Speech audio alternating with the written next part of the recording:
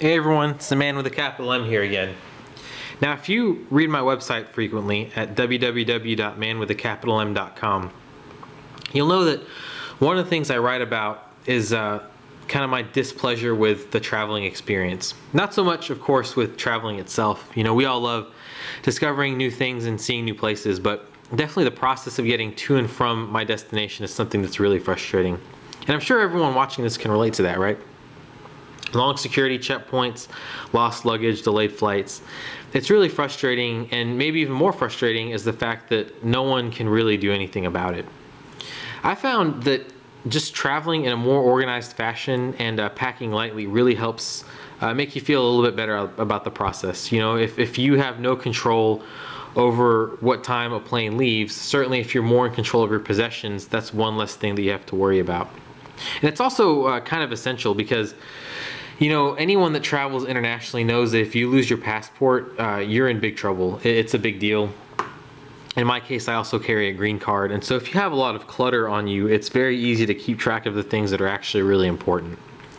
So if you have something like a passport holder that you can put all of those small essentials in one place, it becomes a lot tougher to lose some of those very small but very important items. Now, obviously, if you've decided on kind of a functional item, you're going to want something that also looks good to you and that's going to bring you pleasure to carry around. So for me, my criteria were actually pretty simple for this passport holder. It had to be not particularly expensive. I didn't want to spend a small fortune on this, but it did have to be in a material that was going to look better with age, even if it got beat up, because let's face it, it will, right? Because it's being stuffed in briefcases, it's being thrown around. It's being taken in and out as you're going through these checkpoints. So it had to look better with age. And one of the best materials for that is leather.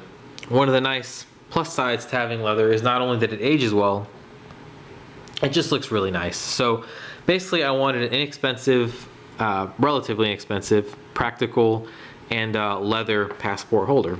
The one I ended up settling on was this one from Tanner Goods. I didn't really know a lot about Tanner Goods before I got this, but I was on a trip to Austin, and I visited a store called Stag Austin. Now, just a quick shout out to Stag. It's quite a small store near downtown Austin. It's really nicely laid out. It's in this kind of funky area of the city. The staff is really nice. They sell various kind of men's lifestyle products, and when I asked them about kind of passport wallets, the very helpful guy behind the counter kind of pulled this one out and said, hey, you know, this might fit what you're looking for. And sure enough, didn't take me too long to realize that, yeah, this is exactly the one that I wanted. And again, it's from Tanner Goods, so they're based out of Portland. They make American-made products, and I've had it about 7 months so far, and it's just been a really great experience. So one of the things that you'll notice is that the leather is soft enough to do your own embossing. So even though it's a little bit crude, you can see that I've put my 3 initials in it. It's just something that adds kind of a nice personal touch, and in a small way helps deter thieves, right? Because it's labeled with my initials. And the other thing that you'll see is, you know, it's this really nice kind of a chocolate color. I think the official Tanner website actually goes so far as to say it's an oxblood. It does have a little bit of a reddish tinge to it, but to me it certainly looks still brown. You'll see also that it definitely doesn't look brand new. You know, this goes back to what I was saying about it getting abused, and you know, it's really not a problem to me. I think one of the nice things about owning quality leather is that it'll kind of gain character, and it really becomes yours. So to me, it actually looks better with some scratches on it, and I'm sure it's going to gain quite a few more over its lifetime. You know, one of the things that I really also love about leather is the smell, and the best way to describe this is that it smells just like when you get onto an airplane.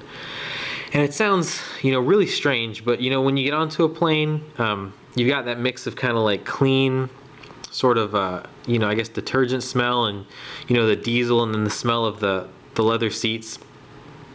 And this smells just like that. And I'm not sure if it's because it spent so much time on an airplane, but you know, whatever Tanner's doing to process their leather, good job, because it's one of the most distinct smells, and something that you're going to enjoy if you pick this up also.